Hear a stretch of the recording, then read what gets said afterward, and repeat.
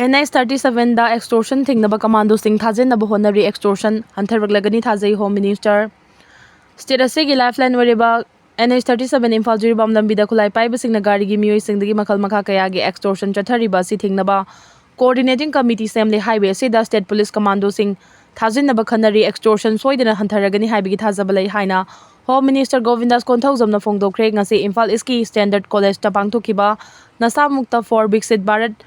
Sun Club Avian Thoramgi sideline da paumising unabada Home Minister Govindas Konthawjamna wafam asi phongdokladuna haikibada Hanadi National Highway 37 Imphal Dimapur lambida police commando sing asi ROP oina chatlambani Chief Minister gi instruction makhada commando sing ROP chanaba DGP da khangankre lambi sida chathaba makal khudingma ke extortion thingnaba honari haiki amaramda Manipur police ki ADGP LO Larry Dorji Latuna Thokiba order amagi matung ina IGP John 3 na security arrangement khudingma ki nodal officer oina thabak tawragani loinana district khudingmakta sub nodal police commander sing na mating panglagani nodal officer sing asina yamdarbada tha amada highway sing da canboy chathok chasin tawbaga mari lainana review tawgani loinana mathau tarakpa matamda stakeholder singa loinana situation sing adu khanagani NIS 37 Imphal Jirbam lambi paring da lariba district khudingmaki senior SP sing na canboy sing chathok chasin tawbaga mari lainana hojik lariba SOP sing asi ngangno chatpaga loinana mathau tawgadoriba Central Armed Police Force sing da darkar oiba sing adu briefing tawgani lambi paring asi da lariba district khudingmaki senior SP sing na extortion gi mayukta khanaba drive sing chathaba yauna illegal activities sing asi thingnaba public sing atoina engage tawba awareness pangthokpa yauna kariguma mawong amata da extortionist miscreant sing mateng panglamba tarabadi logi oina fangadaba chairak sing adugi matangda mayek singna khanghanaba honagani highway asida maruoina canboy movement gi matamda stakeholders singna Central Armed Police Force AR Army amasung state forcing aloina na ningthina coordination tawba amasung communication tawduna lambi asida chathok chasin tawriba gari sing asoi angam thoktana honagadabani district khudingma ki nodal officer sub nodal police commander sing amasung district senior SP sing na so hariba mawong asida thabak tawgadabani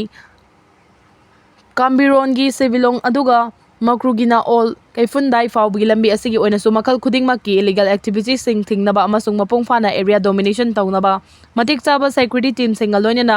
police ki geo singna lead tawba dedicated team singna station tawgadabani extortion ki han khanganba amasung phaba punmana chingba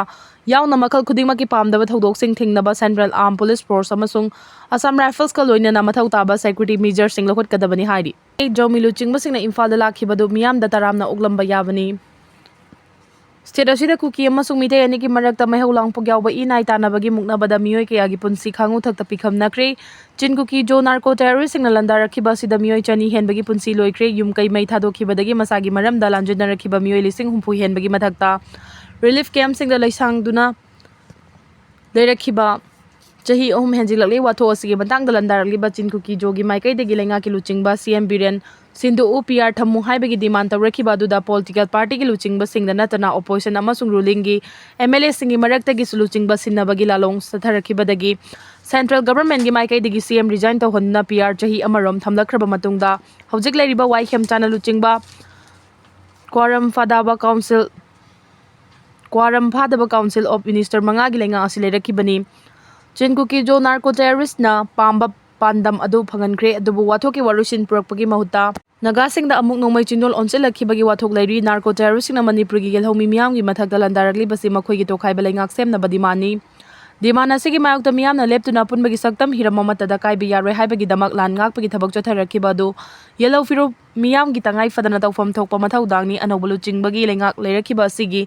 Chairakta landarakiba miyoy singi maraktagi Imphal da laktuna layeng hankiba laikre loinana semga unaduna lakiba kayasu laikre makoina Imphal da lakiba sing aduda apunbagi saktam ngakliba miyamna makoigi mafamda akhaba miyeng yengba laikide loinana July 19 mathoida Chorchanpurdagi Zomi chingba singi kangbu ama laklaga Chief Minister Khemchatnga unakre makoina CM unakiba adu tangdu laitaba puraknaba khongthang amani hariba adu afaba khongthang ni lawi tawbatabu Makoina CM unabala kibadu miyam da fongna khangal lamba tarabadi miyam na taramna oglamba yabani tawbatabu miyam da khangan batawduna huran lanagi mawong da unakiba aduda kadai faw batang du laitaba purak pangamlagadagi haiba miyam gi langtak na buwahang layerliba asi laibak thibani Zomi gi luching masing na CM unabala kibadu amuba oiro amabu oiro tangdu leitaba puraknaba honabagi khongthang amani lauba yai Zomi luchingbasigna Imphal da lakhiba dugumna yellow fruit mi miteisingna Churachandpurda changba chatpada athingba leiroi haibagi thajaba piba ngamgadoribra haibasini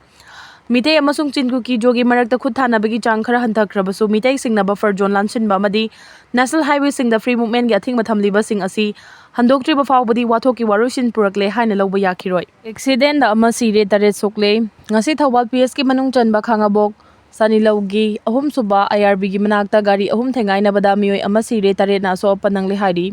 laikhidraba mioi adugi mamingna ningthaujam inau cha kunthra gani param pokpa subol kawi hairok part 2 Chingdom pokbi dagini thaudo adu wangjinglom dagi Thawal lomda lakpa mioi ahum tongba Hyundai i20 car amaga mayok na badagi lakpa mioi ani tongba Maruti van ama amasung mioi ahum tongba Honda Activa scooty amaga punna thengaina badagi thokibani thaudo aduda Hyundai i20 car da tonglakhiba inau cha mafam adumakta da laikhidabani hairi Ethanol yauba petrol na ariba gari sing sohali India gi mafam pumnamakta sizinariba ethanol yauba petrol na ariba gari sing sohali haina reporter amana phongdokli Laiba asida hojik sizinariba petrol da ethanol gi chang chada kunamasung petrol gi chang chada marifu yawi petrol makhala sizinabana mapa laibak tagi sungdoktriba thau leibi gi chang hantahali engine gi phibam fana lehen bagal loina na carbon monoxide sulfur amadi hydrocarbon thadorakpagi chang hanthaba maramna nungsit molhande adom oinama kumja 2023 gi mamangda puthokhiba car amasung kangkhong ani panma gari singdadi engine yauna gari gi tungan ba part sing aten mamatanggi manungda sukolai karigomba petrol da ethanol yauhandaba thoklabadi petrol liter amagi malupa chamaga kunga manga yogani ethanol gi chang chada kun yawa mamal hanthana yonba ngambani haina petroleum ministry na phongdoki Peru da plane kaibada mioi taraga humdoi sire Malemda maming leraba Peru gi Nazca Lines manakta touristing tongba plane ama kaibada mioi taraga humdoi sire haina police na phongdokre plane adu ika region gi Piscot ki paikhiba matung ikuidana kaikhibani police ki report matung ina thaudo adu da passenger taraga mathoi amasung crew member ani sire hari Al Jazeera gi report hai lengwai gi lamda tasen kiba plane adu mai chakhalak pana maram oiraga rescue workers singna matam chana kan bangam khide matau karamna plane adu kaikhibano haibigi chapchaba maram khangba ngamdri UNESCO na World Heritage Site oina lauthokraba Nazca Lines ta numit khuding gi lamkoiba kaya marum lai hari